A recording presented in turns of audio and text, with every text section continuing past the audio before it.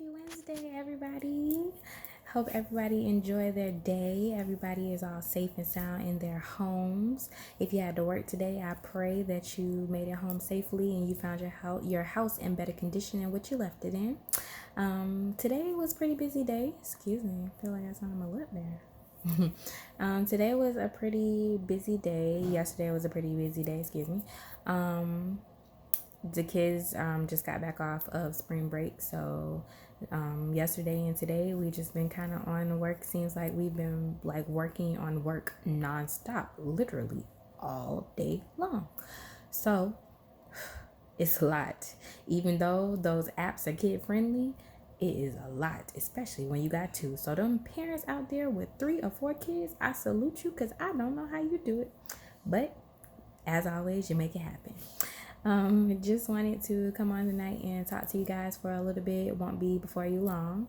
I just wanted to come and kind of share my thoughts, as always, with you guys. And tonight, I just kind of want to talk about being careful what you ask for.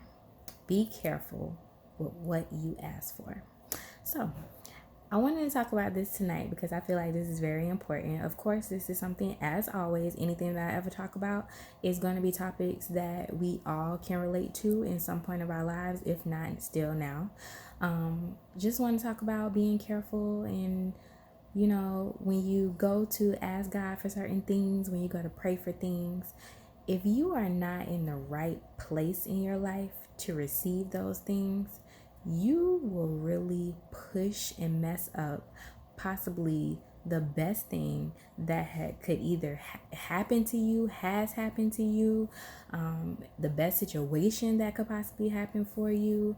And I say that to say, for example, me, I'm always gonna possibly use myself because I feel like anything that I've been through in my life thus far has happened for a reason. I know where at one point in time I thought that I was the only one dealing with certain issues.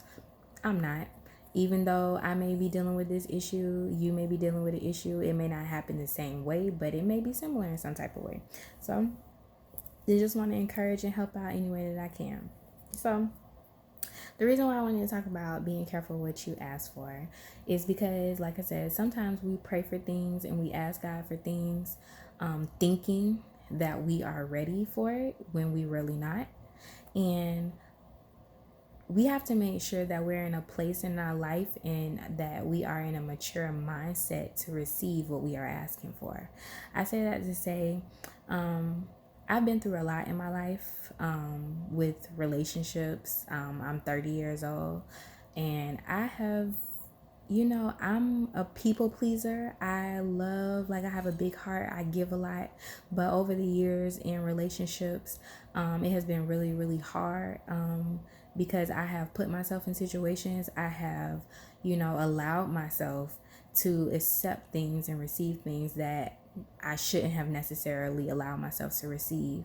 I'll use my relationship with my kids' fathers for an example.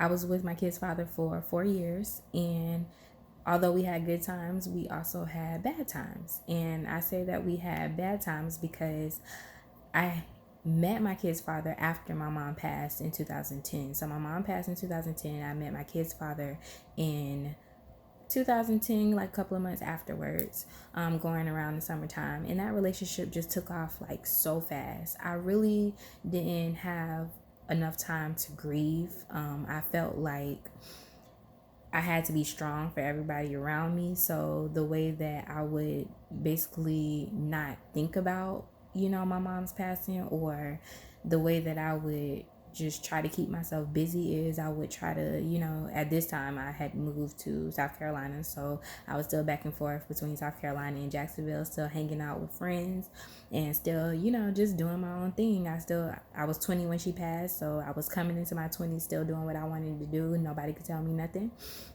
And I remember my great aunt saying, I really think you need to do some grief counseling. I was like, I don't need no grief counseling. What do I need that for?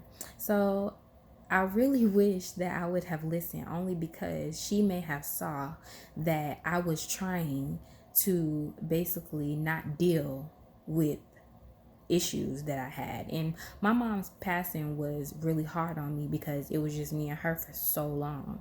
And I remember when I moved here, and I remember when she passed, and I was saying, to myself, like, God, I just want to find somebody that'll love me for me.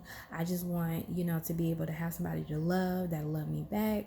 And like I said, I met my kid's father shortly thereafter, and I just really was blind because I didn't take the necessary steps to actually sit down and figure out what made Takara happy. I didn't take the time to grieve my mom's death. I didn't take the time to, when I cry, I didn't allow myself to boo-hoo cry and just let it all out and have that time frame to myself to like properly grieve and actually deal with those emotions. So I was always a person too that bottled a lot of stuff in, kept a lot of stuff in all the time.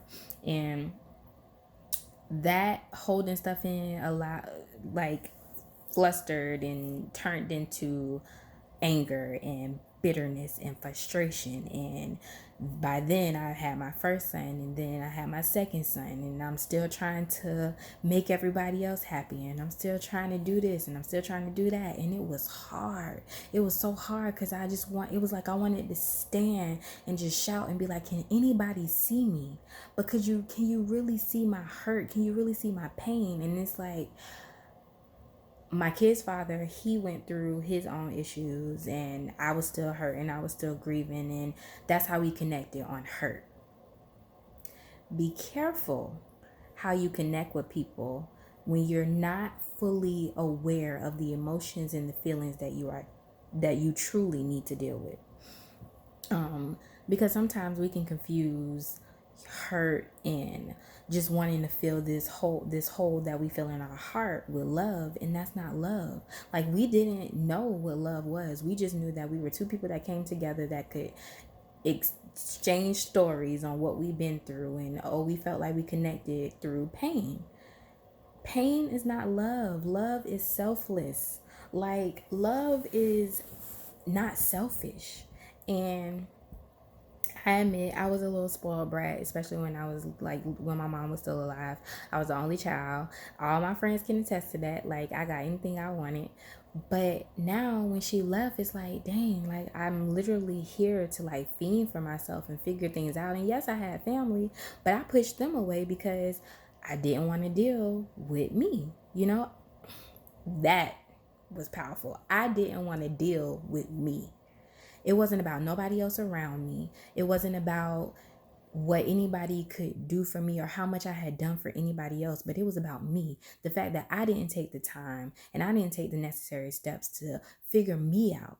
I just wanted, anybody and everybody around me to just say whatever I wanted them to say to make me feel good. But at the end of the day, it didn't help me. It didn't make me feel good. People around me was telling me the truth. Like, you moving too fast. That's not the relationship that you need to be in. Like, you need to give yourself time. Y'all don't know what y'all talk about, whatever. This is stuff that we truly deal with right now. This is stuff that people truly have gone through. And I hope that it shines some light to help people start self-reflecting more. Because when I say be careful what you ask for, because when you don't deal with the real you, when you don't deal with those issues that are deep rooted inside of you, you can mess up whatever it is that you are truly from the bottom of your heart genuinely asking God for. You can mess up something that can be so beautiful, something that God really wants you to have, but because you are not in a place in a happy place with yourself, only you can make yourself happy. Not people, not money, not your kids, not clothes, not cars. None of that stuff can make you happy. Because I had a car, I had money. That still didn't make me feel happy because I wasn't dealing with the true issues. I wasn't dealing with what it was that I should have dealt with, which was those emotions of grief, which was those emotions when they turned into anger and bitterness and frustration, because I didn't take accountability. And that's important too. Take accountability for the things that has happened. Like I said in my last video, we don't want to dwell on past failures. We don't want to dwell on those things, that has happened. But when they resurface, take accountability and forgive yourself for it. But when we start to truly deal with us, when we truly sit down and we say, God, show me, it's going to be hard, because God will also bring people in your pathway that will shine a mirror in front of you and will make you deal with you. And it's hard.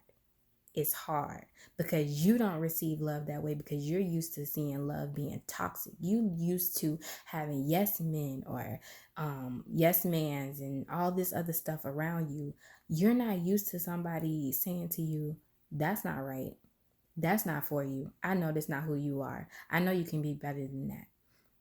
So I wanted to just say this real quick to everybody, because like I said, I know that this is something that we deal with, but let's start by dealing with us. Self-reflection. Ask God to show you you. And when he shows you you, be prepared for what he shows you.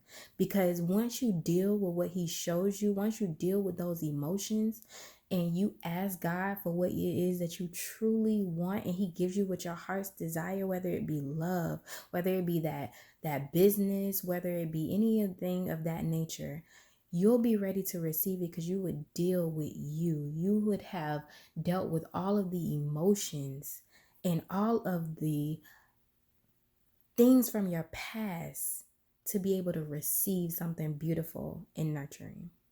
So I love you guys.